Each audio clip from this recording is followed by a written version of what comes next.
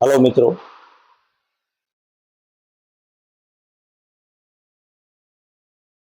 આજે આપણે શ્રદ્ધા અને અંધશ્રદ્ધા વિશે વાત કરી રહ્યા છીએ. તો જીવનમાં શ્રદ્ધા જરૂરી છે. શ્રદ્ધા જીવનમાં માણસને સંસ્કારિકતા તરફ, માણસના પરિવારને, બાળકોને, સમાજને સારો રાહ ચીંધે છે. પરંતુ શ્રદ્ધા અને અંધશ્રદ્ધા વિશે બહુ પાતળી ભેદરેખા છે અને એમાં માણસ ક્યાંક ને ક્યાંક અટવાઈ જતો હોય છે. પ્રથમ તો અંધશ્રદ્ધા છે ને, એ લાલચમાંથી ઉત્પન્ન થાય છે. બરાબર છે કે આ બાપુ છે એ અમને આ આપી દે છે, આ બાપુ છે એ અમારું આ સારું કરી દેશે, આ બાપુ છે એ અમને આર્થિક ફાયદો કરી દેશે. મિત્રો, ઘણી વખત આપણે પેપરમાં વાંચતા હોય, આ સોશિયલ મીડિયાના માધ્યમથી હું તમને વાત કરવા માંગુ છું કે તમે વિચારો, હું કોઈ બાપુને કે બાવા સાધુને ટાર્ગેટ કરતો નથી, મારો એ આશય પણ નથી, પરંતુ અમુક જે લેભાગુ તત્વો છે, જે બાવા કે ભગવા કપડાં પહેરી અને પોતાના સ્વાર્થનું, રોટલાનું તો નહીં હું કહું, પણ પોતાનો સ્વાર્થ સિદ્ધ કરવા માટે ભોળી પ્રજાને ક્યાંક ને ક્યાંક લૂંટતા હોય છે. અને આજનો યુવાન, આજનો સમાજ, આજનો વર્ગ શિક્ષિત છે, મોટાભાગનો વર્ગ શિક્ષિત છે, મોટાભાગના યુવાનો શિક્ષિત છે. આ લોકો એ પણ નથી વિચારતા કે ફલાણા બાપુનો અભ્યાસ કેટલો છે, ફલાણા બાપુનું સામાજિક જીવન શું છે.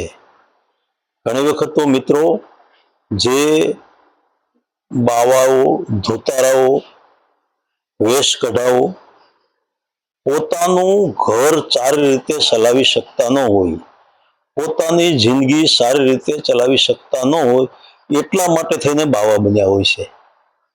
આવા માણસો પાસે તમે તમારા રોજીરોટીનું પૂછવા જાઓ, જે પોતાની રોજીરોટી શોધી શક્યો નથી, એને તમે તમારી રોજીરોટી માટે તમને માર્ગદર્શન આપશે?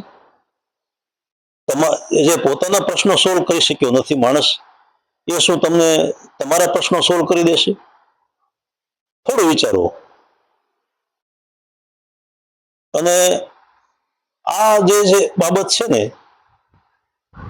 એને જ અંધશ્રદ્ધા કીધી છે. શ્રદ્ધા અને અંધશ્રદ્ધામાં માણસ અંધશ્રદ્ધામાં લાલચના હિસાબે જાય છે કે મને આ મળી જશે, મારું આનથી ભલું થઈ જશે, મારા આ પ્રશ્નો સોલ્વ થઈ જશે. જો એ પ્રશ્નો પોતે સોલ્વ કરવા માટે સક્ષમ હોય તો એ વેહ કાઢીને બહાર બેસે ખરો, વેશ કાઢીને? આવું વિચારો એટલે તમે લગભગ અંધશ્રદ્ધામાંથી બહાર નીકળી જશો. બીજો મુદ્દો એ મિત્રો કેવો છે કે ઘણા તાંત્રિકો અને આવા લેભાગુ તત્વો દોરા ધાગા, મંત્ર વિદ્યા આવી વાતો કરી અને ભોળી પ્રજાને ભરમાવતા હોય છે, ફસાવતા હોય છે. એના એજન્ટો રાખેલા હોય છે. એ તમને વાત કરે કે મને અહીંયા આ બાપુએ દોરો કરી દીધો, સારું થઈ ગયું. અથવા તો એવી ભોળી પ્રજા પણ વાતો કરતી હોય છે કે બાપુ થઈ થવાની વાતો કરે છે. શું આ બાબતે તમે સત્યતા તપાસી ખરી? નથી તપાસી. અને તપાસો તો એ પૂર્ણ રૂપે નથી તપાસતા, તમે પૂર્ણ રૂપથી તપાસો તો તમને ખ્યાલ પડે કે આમાં તો તળિયામાં કાંઈ છે નહીં. બરાબર? કોઈ પણ માણસ પાસે કોઈ પણ દેવી દેવતા આવે, હું નહીં આવે એવું નથી તમને કહેતો, આવે. દેવી તત્વ છે, કોઈની સાધના એવી હોય અને કદાચ એને આવતો નહીં આવતો એવું નહીં આવતો એવું નથી કહ્યું, તો આવતો એવું પણ નથી કહી શકતો હું તમને, કારણ કે આવ્યો એવો મને હજી કોઈને અનુભવ નથી. મેં મારે લાઈફમાં કોઈ દેવી તત્વો આવ્યા હોય અને મારી દ્રષ્ટિએ તપાસ્યું હોય તો મને એમાં 100% સફળતા મળી નથી. બરાબર છે. તમારા ઘરે ગામમાં, તો તમે ગામડામાં રહેતા હો અને તમારા ઘરે ગામનો સરપંચ આવે તો પણ તમે એમ વિચારો છો કે મારા ઘરે સરપંચ આવ્યા છે, મારે ઘર વ્યવસ્થિત, પથારી વ્યવસ્થિત, સાફ સફાઈ વ્યવસ્થિત કરવી જોશે, એને બેસવા માટે વ્યવસ્થિત જગ્યા આપવી જોશે, અને એ આવશે ત્યાં લગી તમે તમારા ઘરનું વાતાવરણ પણ થોડું ઘણું વ્યવસ્થિત રાખશો.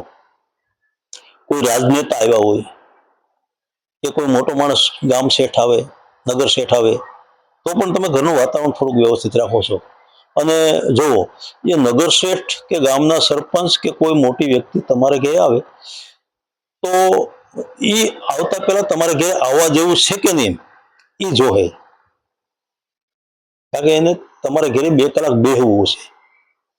આ તમને ઠપકો આપવા આવતા હશે તો એ કઈ જોહે નહીં કે મારે આને ઠપકો આપવાનો છે, પણ ઠપકો આપવા નથી આવતા, એ તમારા માથે રિઝાઇનમેન્ટ થયા હોય અથવા તો તમારા ઘરે 2 કડી બેસવું હોય, કંઈક સારી વાત કરવી હોય તો એ પાત્રતા જોશે. તો આ દેવી દેવતા છે એ મિત્રો કોઈના ઘરે આવવું, કોઈના ખોળિયામાં આવવું હોય તો એ પાત્રતા નહીં જોતા હોય, આ તો દેવી રૂપ છે. અને તમે જે આવા તત્વો છે, જે તાંત્રિકો છે, એ લોકોના જીવન વિશે થોડુંક જોજો. એમાં તમામ પ્રકારના લક્ષણો, કુટેવો હોય છે. આવી જગ્યાએ દેવી તત્વ આવી શકે ખરું? આ બાબતે તમે ક્યારે વિચાર કર્યો છે ખરું? અને રહી બીજી વાત કે જો દેવી દેવતા ત્યાં આવે, માની લો કે ત્યાં આવી ગયા છે, તો તમારા દુઃખ દર્દ કરવાનું વાત કરે એની કરતા એ વ્યક્તિના દુઃખ દર્દો પેલા દૂર કરે કે તમારા કરે? આ બાબતે પણ થોડુંક મનોમંથન કરો, ગંભીરતાથી વિચારો. એ માણસ ફક્ત ને ફક્ત પોતાના સ્વાર્થ અને પૈસા માટે તમને શિક્ષામાં ઉતારે છે. જો એનો સ્વાર્થ દેવી દેવતાથી વધતો હોય તો પોતાનું પેલા પૂરું કરે કે તમારું કરે? મોટા ભાગના તાંત્રિકોના ઘરની સ્થિતિ તમે જોજો એટલે તમને બધો ખ્યાલ આવશે. એના ઘરના પ્રશ્નો જોજો તો પણ તમને ખ્યાલ આવશે. એટલે મિત્રો, આ બાબતે થોડુંક ગંભીરતાથી વિચારો. ત્યાં આપવાનો આર્થિક નાણાકીય વ્યય તમે તમારા બાળકો માટે, સારા કાર્યો માટે વાપરો.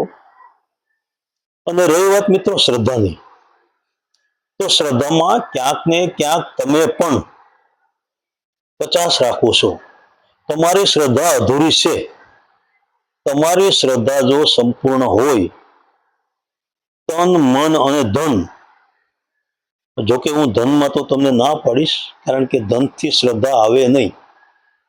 તમારે મનોકામના પૂરેપૂરી શ્રદ્ધામાં હોય, તમારું મન પૂરેપૂરું શ્રદ્ધાથી હોય, તમારો આત્મા પૂરેપૂરો શ્રદ્ધાથી માનતો હોય, તો તમે જે વસ્તુમાં, જે મંદિરમાં, જે દેવી દેવતાઓમાં, જે ચેતન તત્વમાં શ્રદ્ધા રાખો, તમારી શ્રદ્ધા ઈશ્વર, જે ચૈતન્ય તત્વ છે તે જરૂર પૂરી કરશે. પણ એમના માટે તમારી શ્રદ્ધા અડગ હોવી જોઈએ.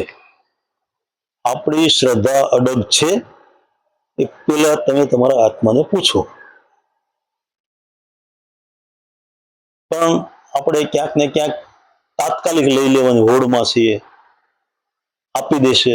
અને રહી વાત બીજી કે દેવી તત્વ કે ચેતન તત્વ એ કંઈ તમને આપી દેતો નથી. એ તમારા મનની શાંતિ માટે છે, મનની પોઝિટિવ ઉર્જા માટે છે. ઘણી બધી બાબતો છે.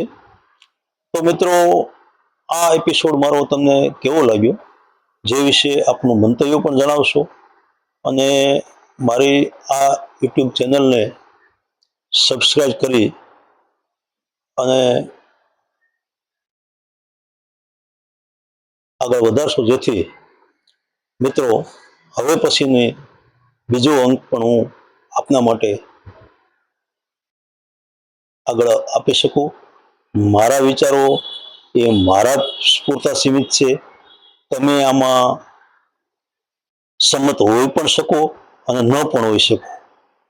આ વાત મેં મારા માધ્યમથી રજૂ કરી છે, મારા લેવલથી રજૂ કરી શકે છે, જેમાં તમે મારા વિશે અથવા તો આ બાબતથી કોઈ એવો નિચોડ પણ ન લાવી શકો.